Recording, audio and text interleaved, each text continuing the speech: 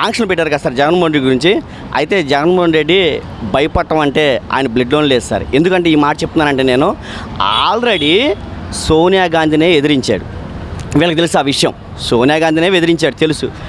అప్పుడే ఎన్నో ఇబ్బందులు పెట్టారు. అయినప్పటికీ ఏమాత్రం తగ్గకుండా కార్యకర్తలే నాకు కావాలి, నా ప్రజలే నాకు కావాలని ప్రజల్లోకి వచ్చాడు, నిలబడ్డాడు, అందరినీ పరామర్శించాడు. ఇవాళ 151 సీట్లు గెలుచుకున్నాడు. మళ్ళీ ప్రతిపక్షంలో కూర్చున్నాడు, మళ్ళీ ప్రతిపక్షంలో పోరాడుతున్నాడు. అది జగన్ దమ్ము సార్. అది ఇలా ఆంక్షలు పెట్టడం ఎంతవరకు కరెక్ట్ అంటారు?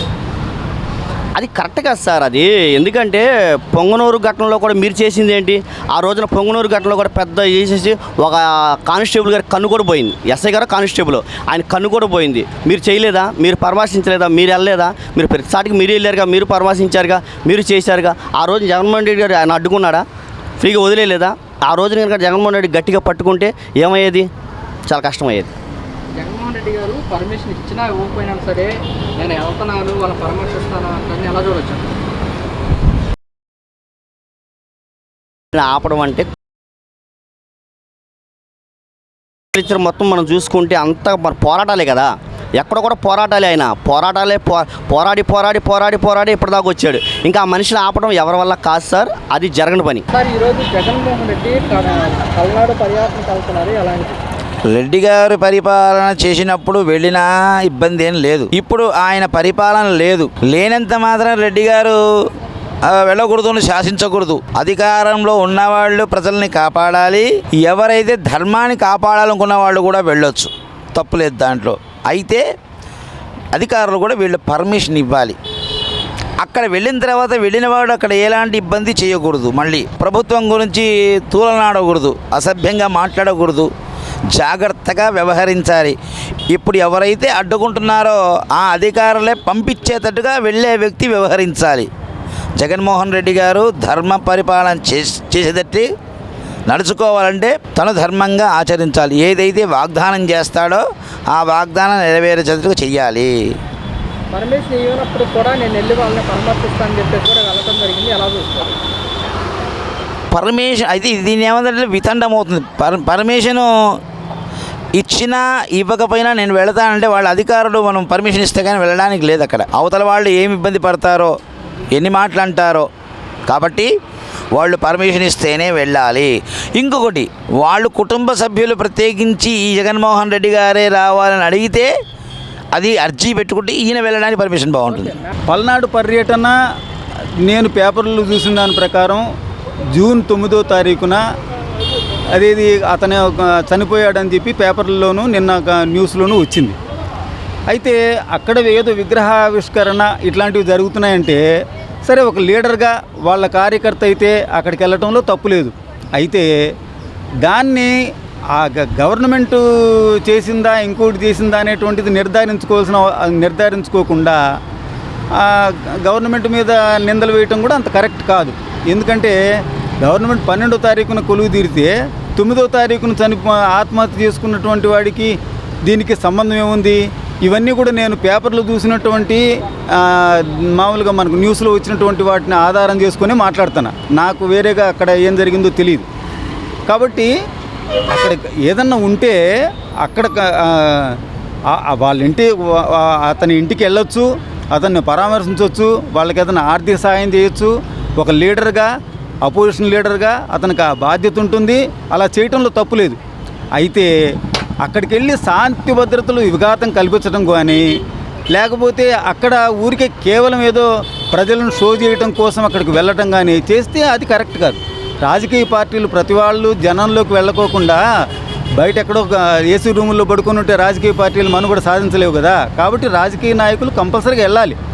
వెళ్ళిన తర్వాత దాంట్లో రాజకీయ నాయకుడిగా బాధ్యత ఉంటుంది. ఇది సమాజం మీద, సమాజంలో ఏం జరుగుతుంది ఏంటి అనేటువంటిది రాజకీయ నాయకుడు బాధ్యత ఉంటుంది. శాంతి భద్రత మీద కూడా బాధ్యత ఉంటుంది. అట్లాగే రైతుల మీద, మిగిలిన వాళ్ళందరి మీద కూడా ప్రభుత్వానికి ఎంత బాధ్యత ఉంటుందో ప్రతిపక్షానికి అంతే బాధ్యత ఉంటుంది.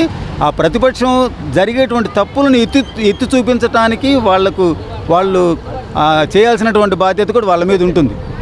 దాంట్లో తప్పేం లేదు. కానీ అక్కడ ఎప్పుడో సంవత్సరం క్రితం అతను చనిపోతే ఈరోజు పరామర్శించడం అనేటువంటిది అది హాస్యాస్పదమా లేకపోతే అది సమంజసమా అనేటువంటిది వాళ్ళు నిర్ణయించుకోవాల్సినటువంటి అవసరం ఉంటుంది. ఎందుకంటే ఇప్పుడు సంవత్సరం క్రితం అతను చనిపోతే ఈరోజు పరామర్శించడం అనేటువంటిది మనం ఎలా చూడాలి అంటే ఇంకా అది వాళ్ళ విఘ్నత, మనం చెప్పేది ఏం లేదు. కానీ శాంతి భద్రతలకు విఘాతం కలిగించడం అనేటువంటిది ఎవరు చేయకూడదు, ఎక్కడ జరగకూడదు.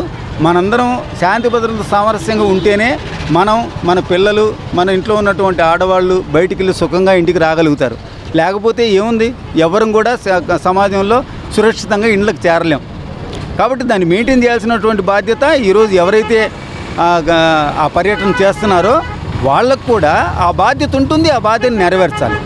అది ఇప్పుడు జగన్మోహన్ రెడ్డి జమిలీ ఎన్నికలు రావాలి, వస్తే కూటమి ప్రభుత్వానికి గద్దె దింపడానికి ప్రజలంతా ఎదురు చూస్తున్నారని అంటున్నమాట, మీరేమంటారు?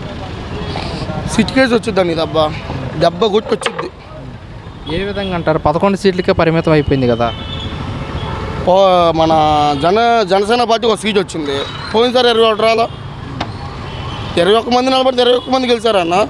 ఇది అట్టను అనుకో. ఓకే, జనసేన కంటే 1 వచ్చినా 2 వచ్చినా మేము 4-5 కాళ్ళు పట్టుకొని మేము పార్టీలోకి రాలా. సింగల్గా నుంచున్నాం, సింగల్గా గెలిచాము, సింగల్గా ఓడిపోయాం. మేము జనాభా లెక్క లేనప్పుడే మాకు 64 సీట్లు వచ్చినాయి. ఒకసారి ముఖ్యమంత్రి మేము అంతే తప్ప నరేంద్ర మోడీ కాళ్ళు పట్టుకోవాలా, లడ్డాబాయ్ కాళ్ళు పట్టుకోవాలి, ఎవడ కాళ్ళు పట్టుకోవాలా. సింగల్గా నుంచున్నాం, సింగల్గానే గెలిచాం, సింగల్గానే ఓడిపోయాం. చంద్రబాబు అన్న పోయినసారి 2019 ఓడిపోతే హైదరాబాద్ పారిపోయి 6 నెలలకు వచ్చాడు. జగన్ తెల్లారే వచ్చాడు జనాల్లోకి, సెక్యూరిటీని ఎత్తేసాడు. ఏమో ప్రజలు సెక్యూరిటీ చేస్తున్నారు. పులి అక్కడున్న పులి.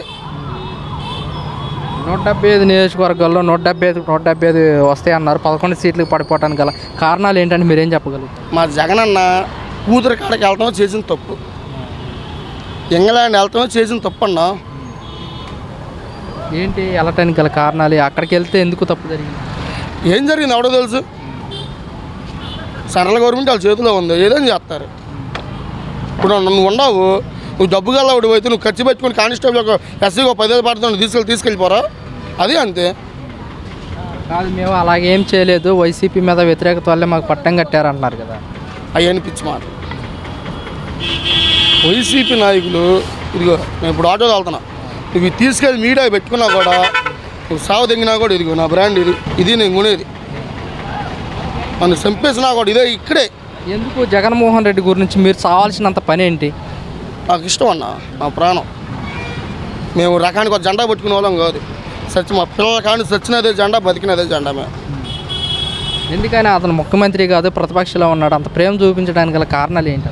జింకాంతో తిరిగితే ఉండిద్ది అన్న, సింహంతో తిరిగితే సింహంగానే బతకొచ్చు. ఒక రోజు బతికిన ఒకడో 100 సంవత్సరాలు బతికినా కూడా సుఖం ఉండదు. ఒక రోజు బతికినా కూడా సుల్తానాలే బతుకుతాడు జగన్. ఎవరికి తల్లిగా అందరం కూడా వేసారని చెప్పండి, ఎవరికి వేసారండి? ఒకళ్ళ ప్రూఫ్ చూపించండి వచ్చి. మరి ఏది వాళ్ళు వేసామని డప్పలు కొట్టుకుంటే కాదుగా.